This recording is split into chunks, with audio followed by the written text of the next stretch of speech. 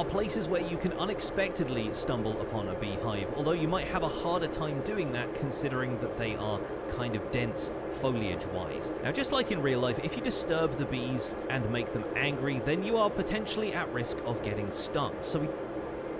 There we go, it's a good morning from the bees, and our honey level is now at maximum. You'll notice this is reading a 5 signal strength. Now, the front of the hive looks like it is full up of honey, and you'll notice those drip particles popping out of the bottom as well. So we can right-click on that to acquire some honey. Once again, making sure the bees aren't mad at us because we've got that campfire underneath. And the bees will just continue to work in this way, returning to their hives and producing more honey for us. One downside to this behavior, which I believe is still the case, is that whilst bees are working in the hive, their age doesn't continue to tick over and any cooldowns that they have are paused. So it may take a little bit longer for that little bee to grow up into a full-size one and for us to be able to breed the 2 adult bees to increase the population some more. But in the meantime, we can take a look at some ways we can automate the collection of products from these hives, which is another great way of avoiding the bees getting angry at you. By crafting a dispenser, we can have the glass bottles or the shears used on this hive automatically once it produces enough honey. To do that, we can use this comparator signal readout that is tracking how full the hive gets, and we can simply have it wrap back around into a dispenser that's going to automatically shear or use a glass bottle on the hive once it reaches its fullest honey level. To do this effectively, we are going to need some glass, so I'll quickly smelt a small batch of that in this furnace. We're going to attach a plank to the side of this redstone dust, allowing the dust to flow up on top of it.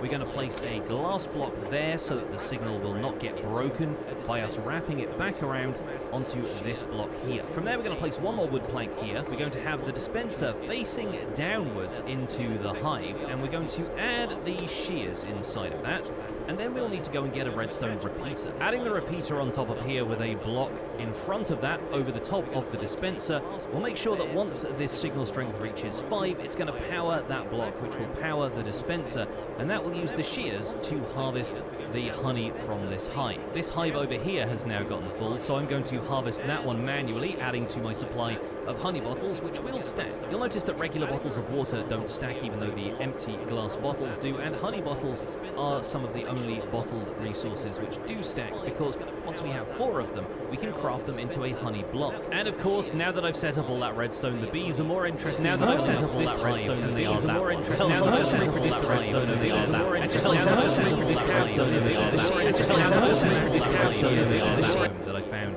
resting on the floor down here, and hopefully they'll continue to go to that hive so I can continue to demonstrate this effect. But at this point, I am hoping that I can breed the 2 adult bees again. Yep, there we go, and now we end up with 4 bees, and we should be able to direct all of those back to these hives. Each hive will only hold 3 bees at a time, so you'll find that as they go in and out of some of these hives, they will choose different ones, but once the population gets higher than 3, they will have to choose a different hive to rest in at night and to work in. Bees with this pollen trail also have a couple of unique ways of interacting with crops. If I leave them over here like so, and I will probably need to replant bits and pieces of my crop field in order to show you this effect. One of the bees has been working in this hive again, so I'm going to grab one more honey bottle that's adding to the stack in my inventory, and once one of these other bees pops out and starts pollinating again, I'll show you the crop effect. There's a bunch of them following me at this point, but only one of them has the pollen. You will see though that as they fly over these crops, very occasionally you'll notice some green sparkles like that, almost as though a piece of bone meal has been used on that square of farmland, and you can see it actually growing the crops a couple of stages. So this is a really fun incentive for creating your bee colony somewhere near your fields of crops, because the bees, as they bring pollen back and forth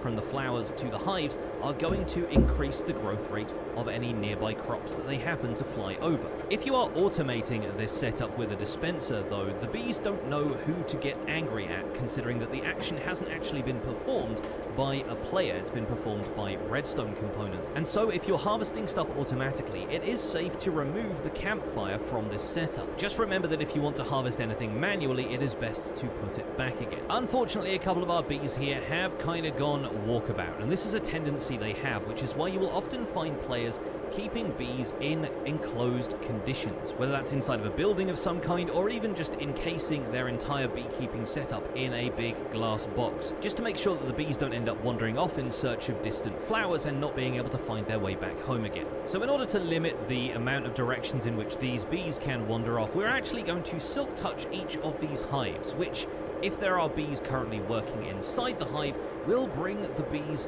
with us. They will actually be stored as block data for each of these hives and nests that they are working in. So we don't need to worry too much about their well-being. We just need to put these back down somewhere that they are going to be safe.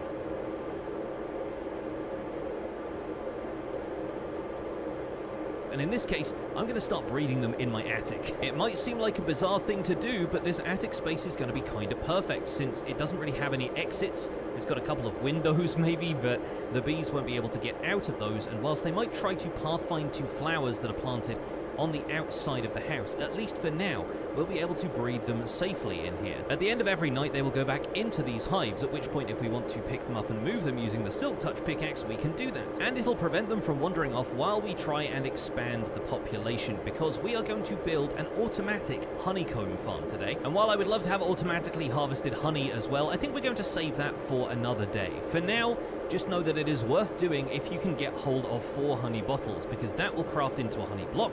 You get the empty bottles back, and honey blocks have some really interesting properties. They are kind of a counterpart to slime blocks, but with some differences. For example, if you're on top of a honey block, you won't be able to jump as high as you could from a normal block of any kind. Jumping against the side of a honey block will cause you to slide down slowly, and if you have more than one honey block, it is a lot easier to get the advancement for doing that. It's called Sticky Situation, and it encourages you to jump into a honey block to break your fall. Effectively, it reduces the amount of fall height, reduces your fall speed, and therefore means you take less fall damage. In the meantime, though, we're going to get one more set of honeycomb from this bee nest. There we go, so that we can get some more bee hives, because I think these manufactured bee hives are going to be easier to get hold of regularly for use in our farm. We'll pop this last bee hive up here, and we'll continue to breed the bees until all 5 of these are completely populated, and then we'll just use the 4 bee hives for the honeycomb farm, and we'll leave the natural bee nest out there in the forest again. But it's also worth noting that the trees in which bee nests can commonly be found in the wild have a small chance to generate a bee nest when one of them grows from a sapling. I think this is easiest to do with birch trees. There is no one tree that gives a higher likelihood than any other of generating a bee nest, and birch trees are the easiest ones to chop down because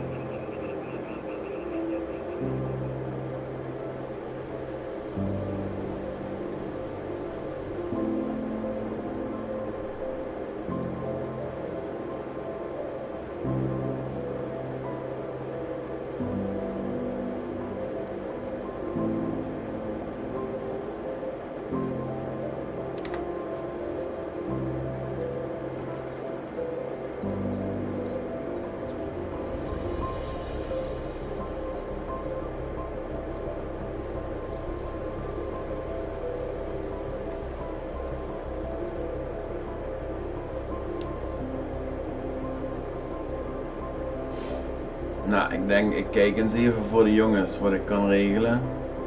En ik heb het weer gefixt, hè. Ik ben aan het streamen naar YouTube. Even kijken, wat is die muis? Ik ben aan het streamen naar YouTube op 1440p. Tegelijkertijd ben ik aan het streamen naar Twitch. Ik ben hier aan het streamen naar Twitch. Ik ben aan het streamen naar... Waar is hij? Hier, naar YouTube. 1440, 15.000 kbits. Ziet prachtig uit. Ziet super goed uit, ja. Even kijken.